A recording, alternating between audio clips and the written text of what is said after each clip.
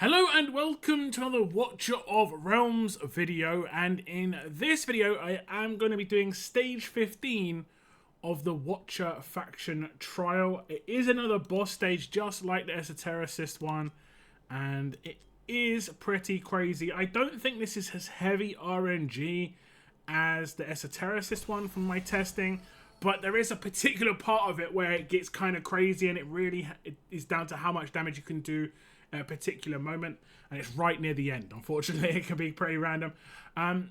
Also, this kind of does rely on one character. This character here in Lucian, just because there is a point where we will be able to cleanse one of the enemies, and if you use the ultimate of Lucian, you will actually remove the stealth that they have where they can't be blocked. We need to just do this once in the entire fight, just because there's limited damage at the beginning. But otherwise, Idril actually is one of the more important characters because she will kill the mages in the bottom left-hand corner that we'll see.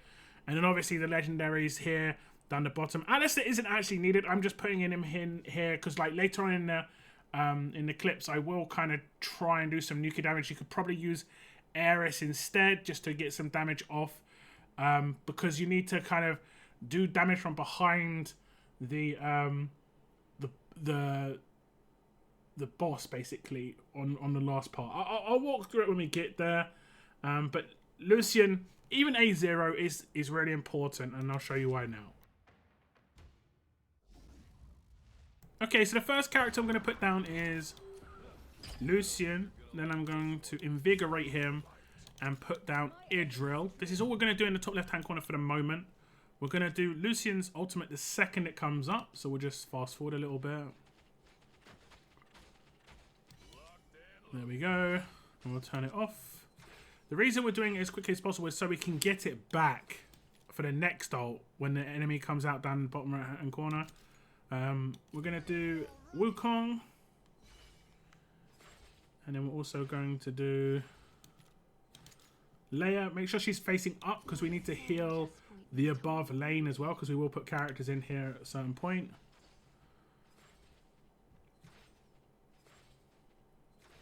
Okay, there can be a bit of RNG. If he doesn't pursue enough, sometimes this enemy can just not die. Next up, we're going to put down Kajiri. And hopefully Kajiri will get his ultimate quickly.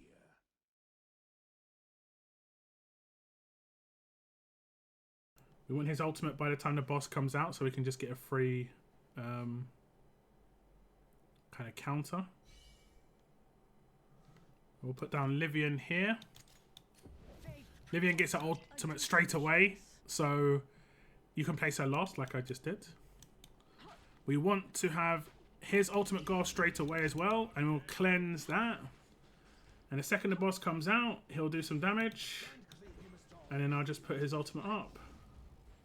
There we go. And we want it to do as much damage as possible, so there we have it. And then I'll bring it back. And then what we're going to do here is the second Iona's ultimate comes up, we're going to use it. We're not going to use the ultimate of Wukong for the beginning. Mainly the ultimate of Wukong is safe for the boss. And also his basic attacks are going to bring up these clones, which are very important. The second we kill this enemy on the left-hand side, we're going to pop off Idril because she'll kill these mages down the bottom left. So that's happened.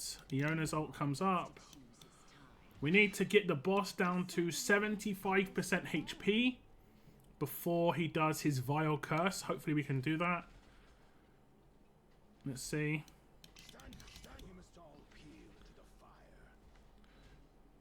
I think it's 70. There we go. We managed to make it proc. Basically we need to go down to around 75, 76. And then he starts to walk through the block. We need to do that before he does this buff, which he's about to do. Or debuff, shall I say. Because if we don't, Kajiri will not block twice. He'll only block once. So you see him walk forwards, and then he's going to do like an AoE. Can be a bit random. And there's the Vile Curse. The Vile Curse goes on the last place character, but this also includes minions. I think Wukong's almost required for this, unfortunately. But now he's been standing here for so long, he should get blocked twice by Kajiri. Let's see. There we go. That's what we wanted to see. And then what we can do is we can sell Idril And we can place him to hopefully do some extra damage here.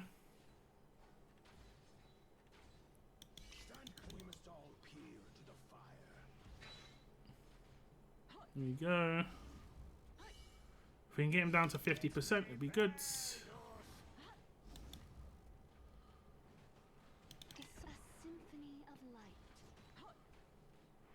If we can do it before he does his debuff, there we go. I think we did. Like, you can see he's invisible right now. So we're not going to have any more block, and he's just doing his Vile Curse, which basically just means he's going to stand still for ages. And it just means he's got more chance of getting blocked by the next character, which in this case would be Wukong. You can see I did pop Iona. The Vile Curse went on one of the minions as well. Of course, there we go. Now Wukong's going to block. And we want to blow the boss up with Wukong. Because we want his next ult to come back in time, you know, in good measurely time.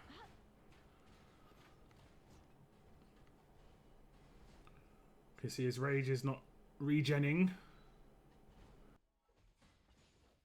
If we can make him hit 25, I think we did really. Yeah, now he's going to stand there with the Vile Curse. We might be able to block him twice with Wukong. This would be crazy good if we manage to do this. Because we only have to kill the boss now. Even with the minions that are about to spawn, it doesn't matter. If Wukong can do this, there we go. And I'm just going to try and blow up the boss as quickly as possible here. Let's do this. Because as long as you kill the boss, it's job done. I might be able to even... Can I put someone up? No, I can't put him there. So I'm not going to put anyone else down to block, because if I put down Evelyn here, she'd almost definitely die from these enemies.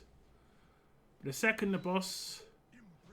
I'm actually going to sell her, because she can die from AoE. But the second the boss dies here, it finishes.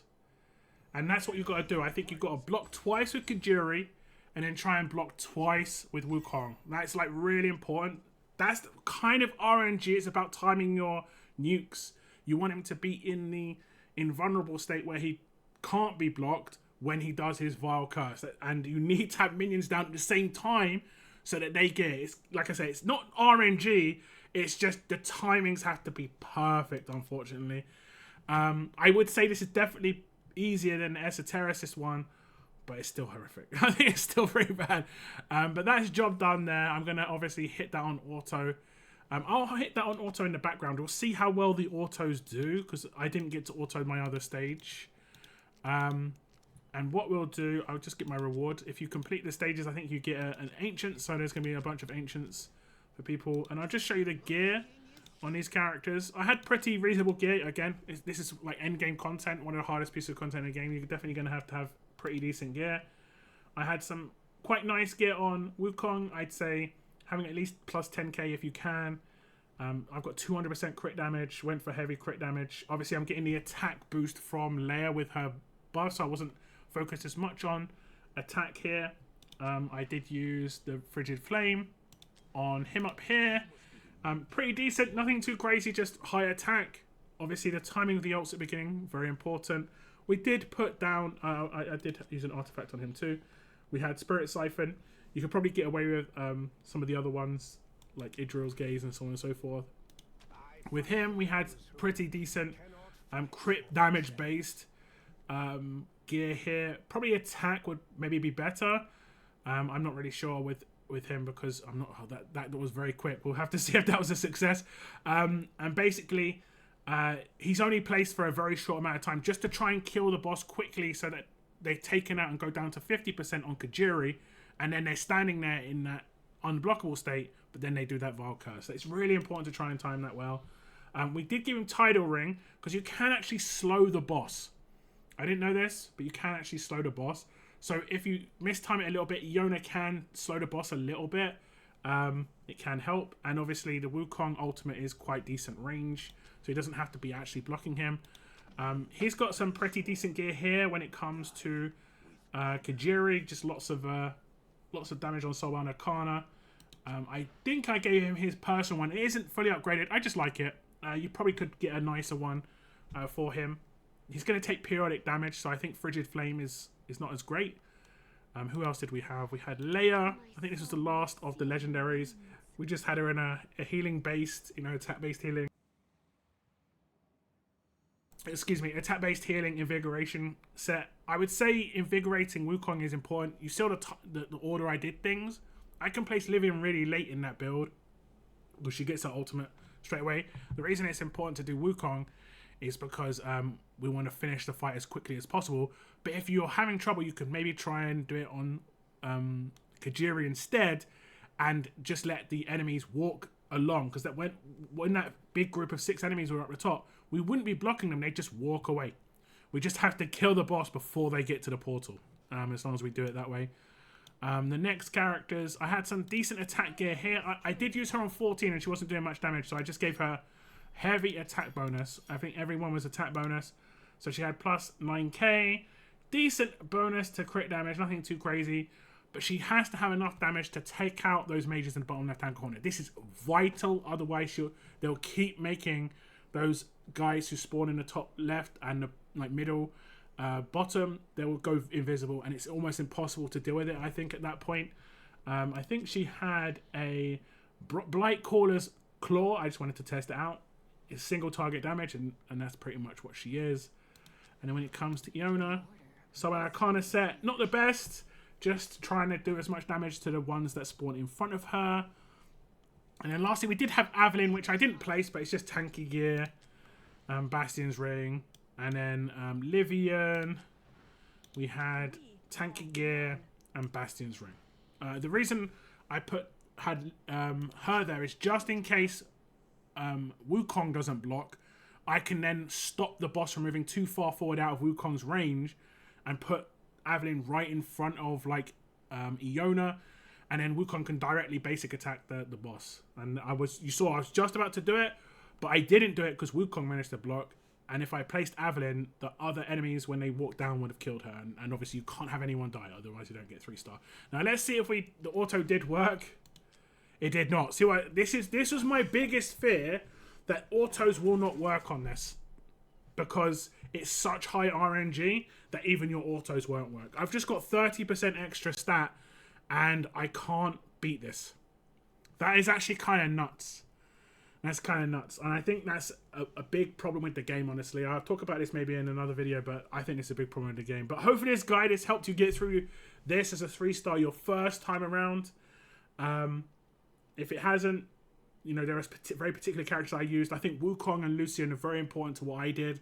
There are definitely some other people who probably did some other ways of doing things. If you've got Ingrid, you could probably utilize her on the boss quite well. Definitely you could utilize her in maybe the spot that I put Iona, and then when the boss comes around, Ingrid will blow it up. I don't know. Definitely different ways you can do this. Lots of guides out there. Hopefully this one's helped you though. Thank you very much for tuning into my video. Take care, and I'll see you in the next video.